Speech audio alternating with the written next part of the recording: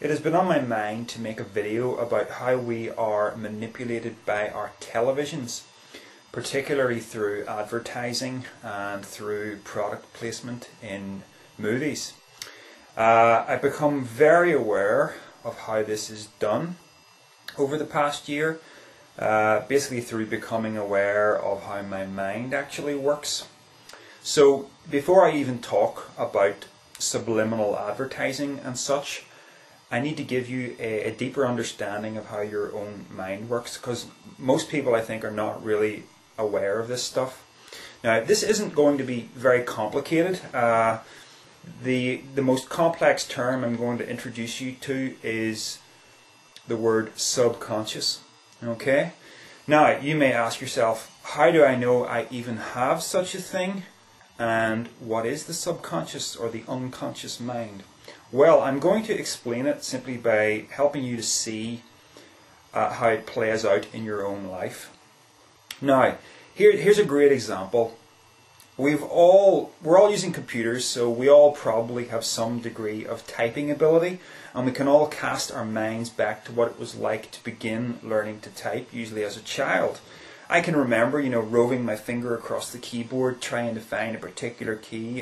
There it is, there's the next one, and it's a very slow process. But gradually, the more you practice it, the faster and more skilled you become as a typist. Now, one thing that's going on here is simple memorization, but there's something else that's going on. Your subconscious mind is actually at work trying to help you. Now, I'm going to qualify that, I'm going to prove that to you. If you're pretty good at typing, think up a sentence, any sentence, and quickly type it on the keyboard. Right? Now, here's what I want you to observe about doing that. How much of your conscious awareness was focused on what you were doing while you were doing that? Now, in my case, I've been typing since I was 10 or 11 years old, and all I have to really do is think about what I want to type and tell my fingers to go, and the words appear on the screen. My fingers go tick, tick, tick, tick, tick. There's very little conscious awareness about what each finger is doing. That is because there is a part of me, a part that I will call the subconscious mind, for want of a better term. That part of me is taking over the workload that was originally the workload that was based on my conscious attention. When I first learned to type, I had to consciously think about every key press. But there's a part of my mind that is always working in the background, looking for repeating patterns, looking for things that it can learn so that it can take the work off my conscious mind. The term subconscious isn't really related to something that we comprehensively understand. It's just a label for something within the mind that we can observe, and we have to call it something just so that we have a, so that I can use one word instead of several sentences to explain what I'm talking about. So just bear in mind that principle of the mind is always in operation. There's something in there that's always trying to learn from conscious experience so that it can take over from conscious experience, allowing conscious attention to be devoted to other things. Driving is another brilliant example. I can remember what it was like to learn to drive. I had to concentrate on the steering wheel, on the clutch, on the accelerator, on the brake, on keeping my eyes on the road, as well as the rear view mirror and the wing mirror. All of this. And of course it's very difficult in the beginning. But now that I've been driving for well over 10 years, the car is just like an extension of my body, because the subconscious mind has taken over the duties that were originally part of the conscious mind. Okay? Here's another example, right? I can do this. Not everybody can do this, but I can do this.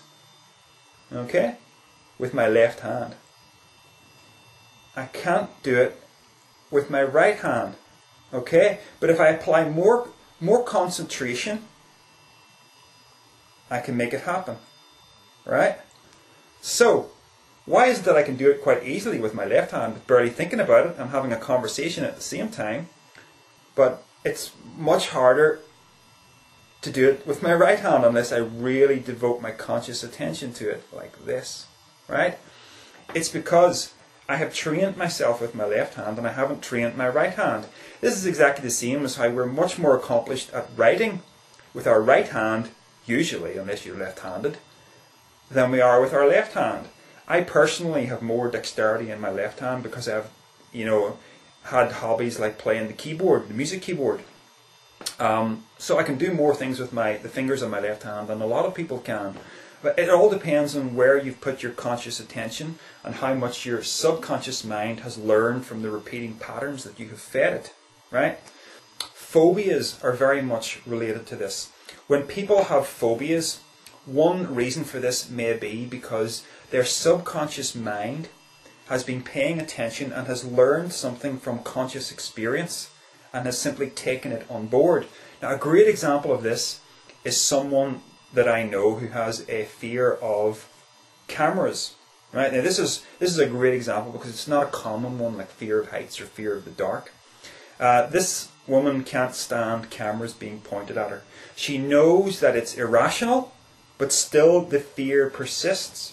Because the fear isn't being generated by her conscious mind. You can actually consciously know, this is crazy to be afraid of this, but the subconscious mind is dictating the fear. And it all originates in a childhood experience where there was a scary photographer who was used for several birthday parties. Back when she was a kid, the subconscious mind decided, I'm supposed to be afraid of the guy with the camera. Okay, and it learned that pattern. So the conscious mind didn't have to generate the fear, the subconscious mind would generate the fear. The subconscious is thinking it's being helpful, thinking this is what you want to happen. And it's all happening in a very computer-like fashion. And so the fear of the guy with the camera became associated with the fear of the camera, and hence all cameras pointed at this woman right into adulthood now generate the same fear. The way to overcome that fear, of course, is to rewrite the program, to force yourself through that fear, to allow cameras to be pointed at you and to deny the feelings until the subconscious mind then picks up a new pattern.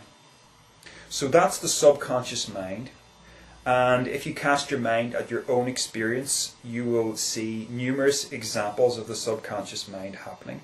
Without the subconscious mind, we would have to devote all our conscious attention to every single aspect of every activity we do. Imagine what walking would be like if we had to consciously concern ourselves with every single movement of our legs. But we don't. We just say, right, I'm going to go walk that direction, and we walk without thinking about what our legs are doing. This is why we need the conscious mind. It's why it's useful. But unfortunately, this deep knowledge of how the mind works can be misused by people who are in the know. And this is what happens with television.